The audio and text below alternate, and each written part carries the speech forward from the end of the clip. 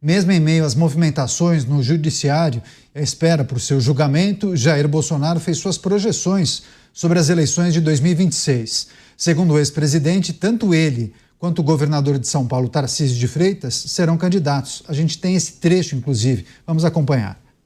E foi uma surpresa fantástica para todos nós aqui no Brasil. Demonstrou também, por intermédio dele, que um presidente com bons ministros, mesmo antes de crise, como a guerra lá fora, a pandemia, o Brasil tem como ir para frente. Então, tenho muito a agradecer ao Tarcísio, tudo que ele fez enquanto ministro. E, obviamente, a vinda dele para cá é uma coisa, com todo respeito, Tarcísio, quase ninguém acreditava. Porque ele é um carioca, torcedor do Flamengo. Ainda bem. E veio para cá e conseguiu vencer as eleições. É um brilhante gestor. E no mais ali, é uma grande promessa para o futuro. Nós dois seremos candidatos. Nós dois. Ele vem para a reeleição, eu venho para presidente. Aí, entrevista concedida pelo ex-presidente Jair Bolsonaro, reforçando o nome dele como candidato à presidência em 2026 e dando a entender que Tarcísio de Freitas vai disputar a reeleição para o governo do estado de São Paulo. Você, Roberto Mota, Bolsonaro descartando Tarcísio na presidência em 2026, reforçando, né, a ideia que ele sim é o grande nome para disputar a presidência em 2026, né, o nome da direita, dos conservadores liberais. É uma estratégia, uma retórica adotada, bem compreensível, manter a chama acesa e a sua base ligada, conectada a ele nesse projeto de 2026, né? Essa é uma interpretação possível, Caniato. Mas eu prestei atenção nas palavras do presidente, eu não achei que ele descartou ninguém ou diminuiu ninguém. Ele pode ter simplesmente tido uma conversa com o Tarcísio, na qual o Tarcísio lhe disse: não serei candidato à presidência, serei candidato ao governo do estado. Eu não vejo, sinceramente, não vi nada demais nas palavras do presidente. Agora, é importante a gente dizer, como qualquer cidadão brasileiro, Jair Bolsonaro tem todo o direito de querer ser candidato em 2026. Porque em uma democracia, os adversários políticos são vencidos nas urnas e não nos tribunais. Um dos elementos essenciais do sistema democrático, nós falamos aqui isso outro dia, é a capacidade de você ser candidato e de receber votos. E no Brasil, recentemente, há vários cidadãos que perderam esse direito. Outros perderam mandatos legitimamente conquistados por razões que, para a maioria de nós, são incompreensíveis ou inexplicáveis. Então, eu acho que aqui a gente não está tratando apenas da possibilidade de Jair Bolsonaro ser candidato em 2026. O que está em discussão é o direito de qualquer brasileiro de se candidatar e de, depois de eleito, manter o mandato que conquistou. Pois é, o Mota trouxe a leitura dele em relação à manifestação de Jair Bolsonaro, mas eu quero só repetir para a nossa audiência. Ele disse que Tarcísio estará em seu testamento como sucessor, que o governador é uma grande promessa. Enfim, as interpretações que a gente faz das declarações de Jair Bolsonaro, ele muito bem-humorado e de vez em quando adotando a estratégia da resposta com um tom irônico. Você, Cristiano Beraldo, as falas de Jair Bolsonaro e a projeção para 2026. Como devemos interpretar Jair Bolsonaro? Cada um interpreta de uma forma, né? Tá aí o Mota, que trouxe a visão dele sobre essa manifestação. Eu já tenho uma opinião diferente. Me parece que ali tem um recado muito claro de que toda a mobilização feita em torno de uma eventual candidatura de Tarcísio de Freitas, que foi intensificada nesses últimos dias, que isso deve cessar, porque Jair Bolsonaro não está afim de abrir mão da sua condição de candidato, mesmo estando inelegível. Veja, o grande desafio de Jair Bolsonaro, que sim, seria um candidato natural, é vencer a sua situação perante o Tribunal Superior Eleitoral. E, nesta entrevista, ele dá uma declaração que me pareceu dizer que, né, ou sugerir que quando houver a mudança na presidência do tribunal, e que Cássio Nunes, que foi indicado por ele ao Supremo Tribunal Federal, e que isso lhe gabarita a assumir também a presidência do Tribunal Superior Eleitoral num futuro próximo, que as coisas mudariam, né? A dinâmica ali do julgamento mudaria. Mas não é bem assim. Quer dizer, não cabe ao presidente tomar uma decisão monocrática sobre este tema.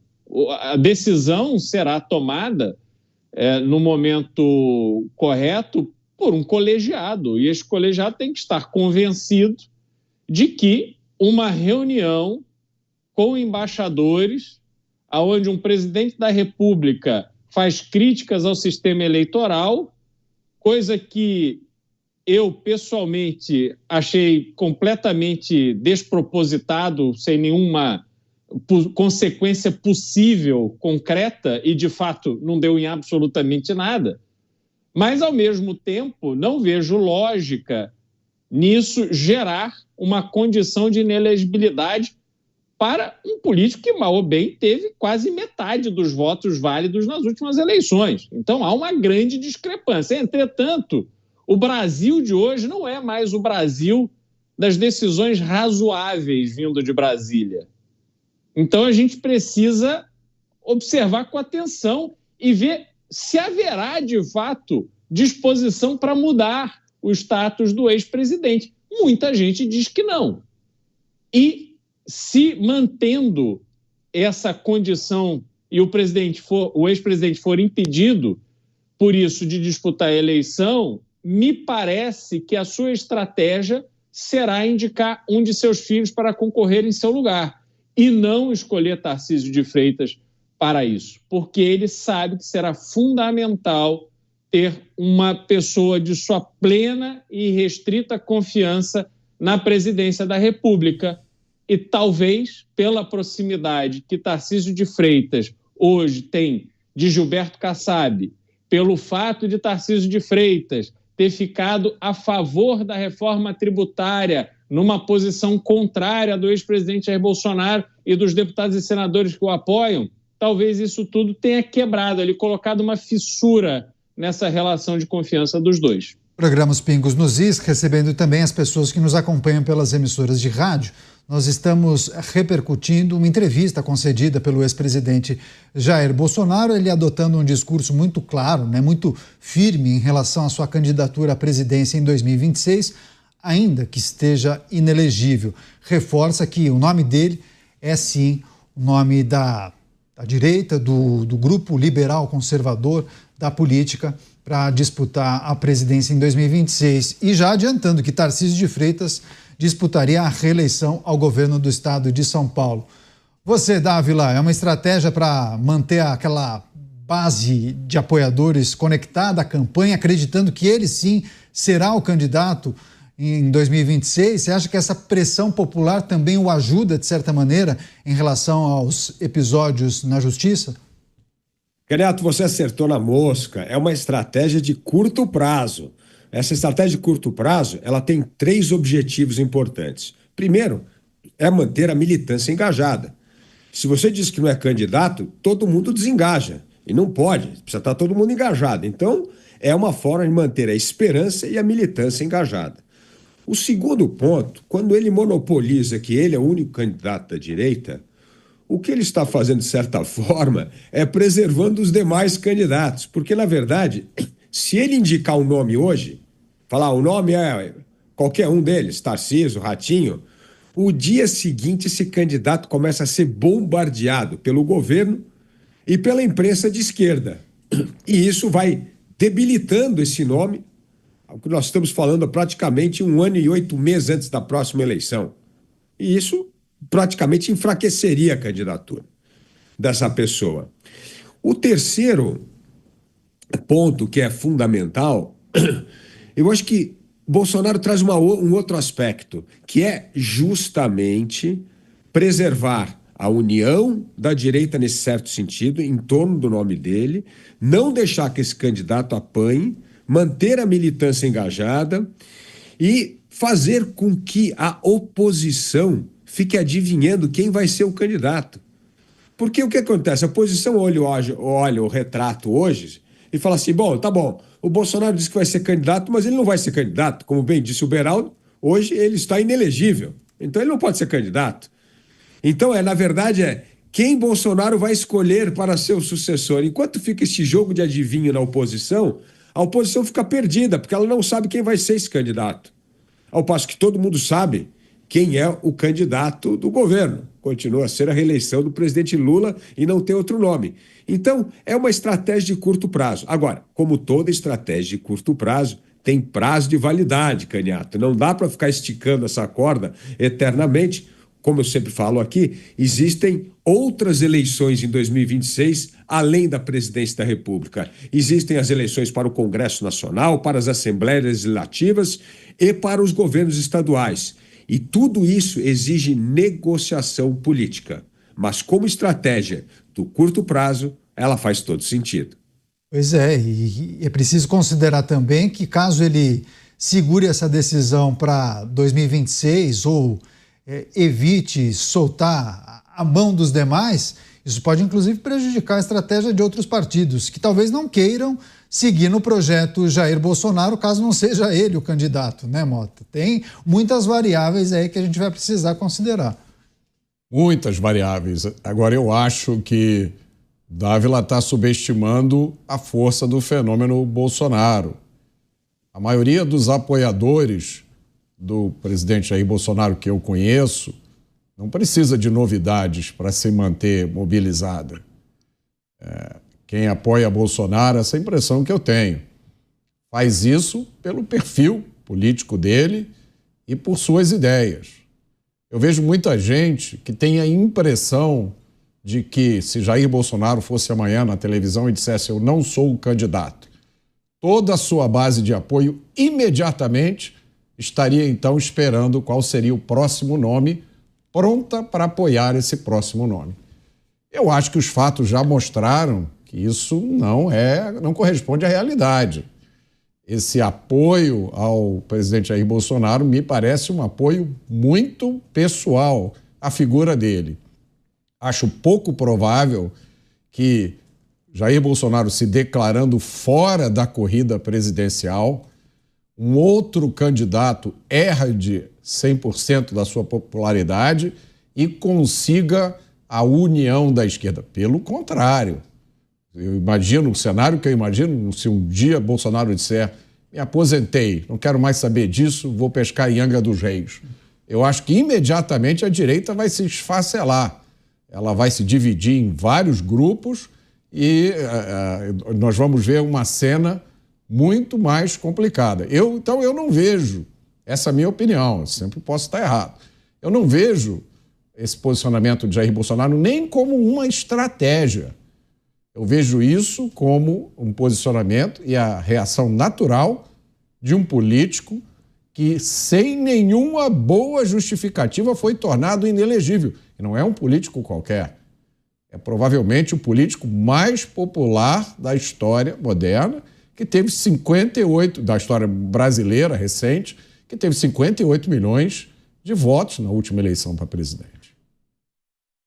Tá certo, a gente vai seguir acompanhando essas movimentações. Eu vou para um rápido intervalo, muito rápido, 1 minuto, ainda não? Daqui a pouco então a gente vai trazer o break comercial, vou chamar o Cristiano Beraldo. Tem só um outro aspecto para a gente destacar em relação a essas movimentações. Beraldo, nós falávamos sobre essa estratégia de Jair Bolsonaro, manter a militância engajada, conectada, reforçando que ele é o nome para 26. Agora, os demais partidos que apostam nessa reversão, ou pelo menos dizem para ele que apostam, muitos estão aguardando ali, sentados, né? Bom, o que vai acontecer? Qual vai ser a decisão da Justiça? Porque a depender da decisão da Justiça, a gente continua de mão dadas com Jair Bolsonaro, ou a gente larga e podemos fazer carreira solo, né? Voo solo e lançamos o nosso candidato. Até quando esses partidos podem esperar a manifestação de Jair Bolsonaro, ou sei lá qual vai ser o posicionamento da Justiça até lá? Pois é, Canhato, a gente vê essa movimentação do ex-presidente num contexto em que ele precisa se manter relevante no cenário eleitoral. Vamos imaginar o oposto, vamos imaginar a declaração dele de apoio ao Tarcísio ou a Ratinho Júnior, seja lá quem for. O que aconteceria com ele no dia seguinte? Que automaticamente os partidos se posicionariam tendo em vista a necessidade de formarem suas chapas estaduais, candidatos ao governo, candidatos ao Senado, e se formariam ou não um bloco de apoio ao, então, candidato que teria apoio de Bolsonaro. O que restaria para Bolsonaro?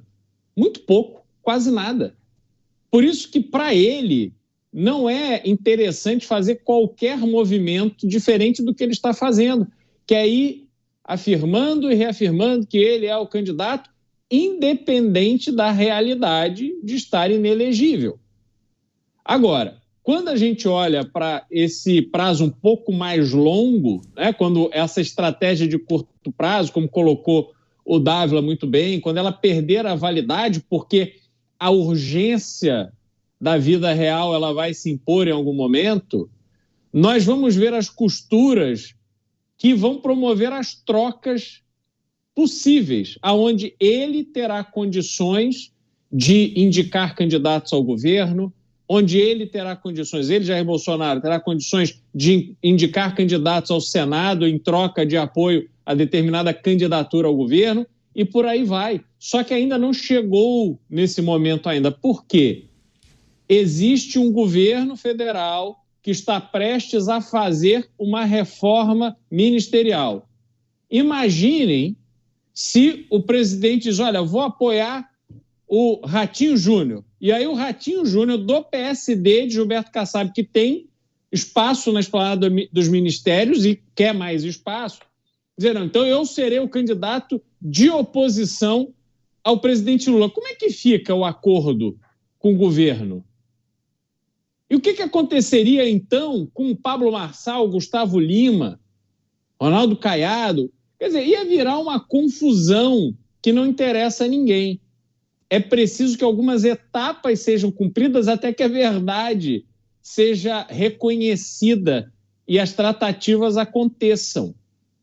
Por enquanto, o que nós temos são presidentes de partidos extremamente importantes, eu diria fundamentais para o governo no Congresso, dizendo que o governo está indo por um mau caminho. Só que isso coloca o governo não numa ruptura para 2026, não numa posição de não conseguir mais fazer uma aliança, mas sim de ter que ser mais generoso na distribuição de espaços. E arrisco dizer, Caniato, nós estamos passando por um momento no Brasil onde todo o trabalho anticorrupção feito pela Lava Jato foi jogado no lixo e muito cacique político quer, não é assento na esplanada dos ministérios, não quer assumir ministério, mas quer indicações em determinadas áreas do governo, da administração pública, por onde passam bilhões e bilhões de reais, muitas vezes sem ninguém perceber, sem ninguém ver, ninguém dar importância, mas eles sabem exatamente onde está o mapa da mina. Então, os interesses estão ali sendo tratados para serem atendidos hoje. Os interesses para 2026 serão vistos daqui um pouquinho.